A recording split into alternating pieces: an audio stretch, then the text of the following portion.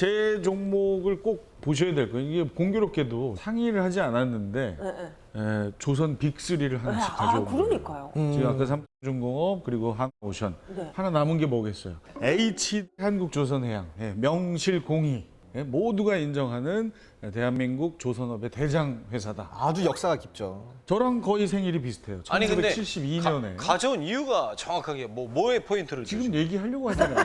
생일이 같아서? 약속 있니? 아니 그게 아니라 지금 저희한테만 뭐라고만 했으니까 한번 들어보라고요. 네네. 최고의 선박 건조 기술을 보유한 회사입니다. 뿐만 아니라 해양 플랜트, 엔진 기계 분야에서도 아주 독보적인 위치를 가지고 있고요. 오늘 하루 종일 지금 우리가 언급하는 조선업이 살아나는 분위기의 중심에 있는 명실공히 벌써 5번째 얘기하죠. 조선업 대장주입니다. 여러분 이것도 깜짝 놀라실 겁니다. SX중공업의 지분 35%를 최근에 확보했어요. 이게 어떤 의미냐면요. H현대중공업이 이제 이 한국조선해양의 자회사잖아요. 거기선 대형 엔진을 맡아요. 맞아요. 상대적으로 이제 소형 엔진이 조금 약했어요. 바로 그거를 SX중공업의 완전 엔진의 기술, 중소형 엔진까지 영역이 확장되면 이제 정확합니다. 뭐 글로벌리 완벽하게 이제 시장을 장악할 가능성이 있다. 결국엔 무탄소로 가지만 바로 갈 수는 없어요. 저탄소를 실현할 수 있는 게 바로 LNG 추진선. LNG 추진선 건조에 H 한국조선해양의 활약은 대단할 것이다. 거래량 표 좀 보세요 밑에. 그 불황일 때도 간간히 거래가 되고 있었고 최근에 이제 올라왔지 않습니까? 지금 특징이 뭐예요? 세 가지 종목 다 네.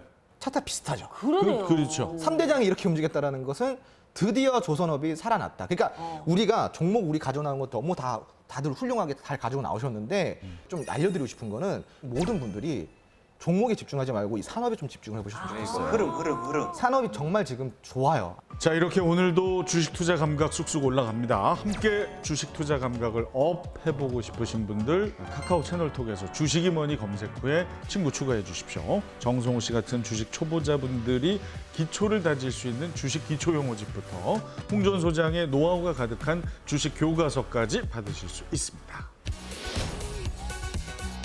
드디어 우리나라가 조선 패권을 가지고 옵니다. 이 주기가 10년이에요, 10년. 일본 선박이 바다 한가운데서 두 동강이 나버리는. 말이 돼요, 그게? 맞아, 저 LNG 선박의 세계 수주량 1위는 어느 나라일까? 우리나라.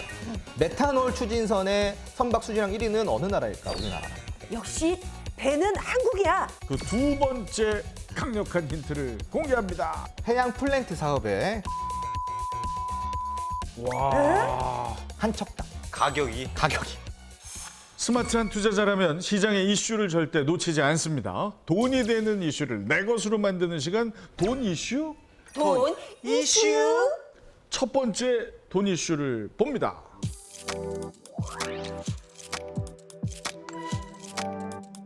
자, 조선업의 경우 설계 기술과 함께 이것을 오차 없이 정밀하게 구현하는 생산 관리, 제작 능력이 절실히 필요한데요.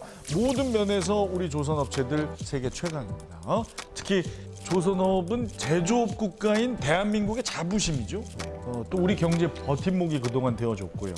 세계 1위의 조선 강국으로 부상을 하면서 주식시장에서도 조선 관련 종목들이 열풍을 일으켰던 때가 있습니다.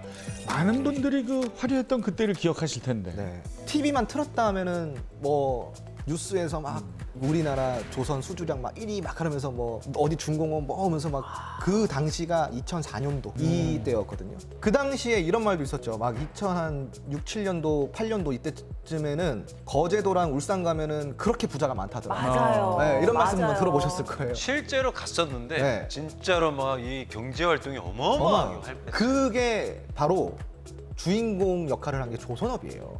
코스피 거래 대금에 조선업이 차지하고 있는 비중이 20%였어요. 와. 그 당시에 주식하셨던 분들은 조선 관련주는 다 하나씩은 가지고 계셨다. 그만큼 아주 조선업이 호황기였던 시절이 있었습니다. 네. 그래서 오랫동안 이렇게 조선 관련된 주식을 가지고 계신 분들에게는 정말 즐거운 소식이 아닐까 싶어요. 이제 최근에 조선업이 10년간의 불황을 딛고 드디어 슈퍼사이클에 진입했다. 이런 뉴스들이 지금 계속 나오고 있는데요.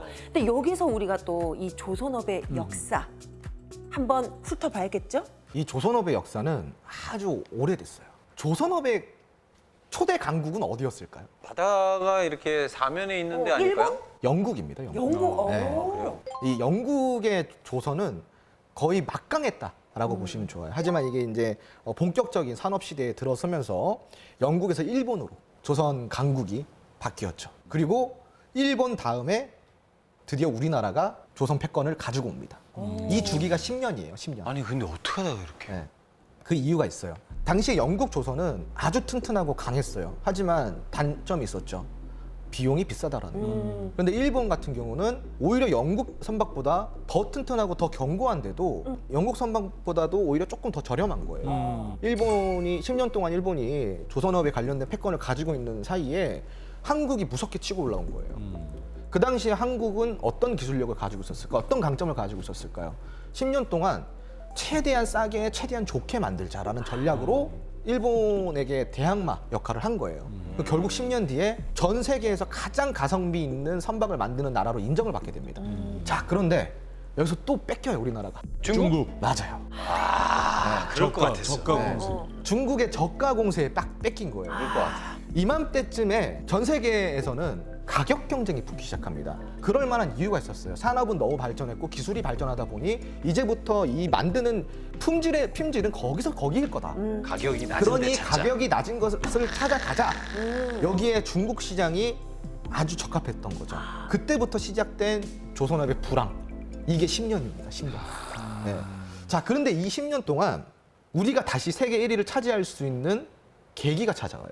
중국의 대형 선박이 바다 한중간에서 멈춰서 인양이 안 되는 사건이 발생이 되고요. 네. 그리고 일본 선박이 바다 한가운데서 두동강이 나버리는 말이 돼요, 그게? 맞아. 저 그거 뉴스 기억나요. 네. 바다 한가운데서 네. 완전히 두동강 난 거. 두동강이 나버리는 네. 그렇게 기술이 좋다고 했던 일본 그리고 그렇게 싸게 만든다고 자부했던 중국조차도 이 두동강 난 선박을 인양해 갈 수 없는 상황이 됐고 참. 이거를 수리할 수가 없다라는 거예요. 좀 어이가 없는데요. 네. 아니 정말. 기술력이 없는 거지. 그러니까 그러니까. 이게 문제의 발단이 되면서 점점 다시 한국 선박을 찾게 되는 거예요. 역시 배는 한국이야. 15년 된 배조차도 아직 멀쩡히 돌아다니는 한국 선박들을 보고 다시 전 세계 국가에서 한국 선박을 다시 찾아주기 시작한 거예요. 특히 아까 말한 고부가 같이 LNG선 같은 경우는 우리나라를 이길 국가가 없어요. 이길 수가 없어. 이길 수가 없어요. 품질적인 측면 그리고 납기일을 마치는 것까지도 우리나라가 납기일 하나는 기가 막히게 마치거든요. 또 그러니까 이런 상황이다 보니까 대체할 수 있는 국가가 우리나라밖에 없다. 추가로 좀 이야기를 드리자면 네네네. 그 선박 15년 된 선박이 아직도 돌아가고 있다고 그랬잖아요. 그 15년에서 10년만 더 버텨보세요. 25년이죠. 25년 된 선박은 교체 주기가 돌아가요. 네. 새로운 배를 만들어야 되겠네요. 맞아요. 그렇기 때문에 지금 25년 된 선박이 이만큼이나 있습니다. 야, 물 와. 지금 너무 좋아야겠네. 다 새로 져야 되겠네. 새로 지어야 돼요. 아, 너무 좋다. 그래서 이런 노후 선박 교체 사이클이 지금 다시 들어서고 있어요. 그러니까 수주량은 앞으로 걱정할 게 없다. 네. 그 신조선가에 대해서 이야기를 드렸죠. 조선가, 선가를 이야기를 드렸잖아요. 근데 선가는 올라가는데 원자재는 원자재 가격은 내려갔다. 제자리로 돌아갔어요. 그러니까 여기 지금 이 공백의 마진이 얼마나 많이 남겠어요. 그러면 지금 이런 것들을 종합해 봤을 때 성가 올라가고 원자재 값 내려가서 마진도 많이 남는데 그럼에도 불구하고 노후 선박이 지금 교체 시즌이 돌아와서 사이클이 돌아왔는 상황이고 그거를 우리나라가 지금 다 가져올 수 있는 상황까지 된다고 한다면 조선업은 우리가 어떻게 전망을 바라봐야 될까? 그렇죠? 에라디야. 네, 이렇게 봐야겠네요. 그럼요. 아. 그래서 우리가 여기 관심 끄지 말고 끝까지 지켜보면서 여기서 큰 수익 우리가 낼 수 있는 종목 무엇이 있는지 꼼꼼하게 체크해 보시기 바랍니다. 자, 우리 조선업체들이 글로벌 업황 악재 끝에 찾아온 이 기회를 놓칠 수가 없을 겁니다.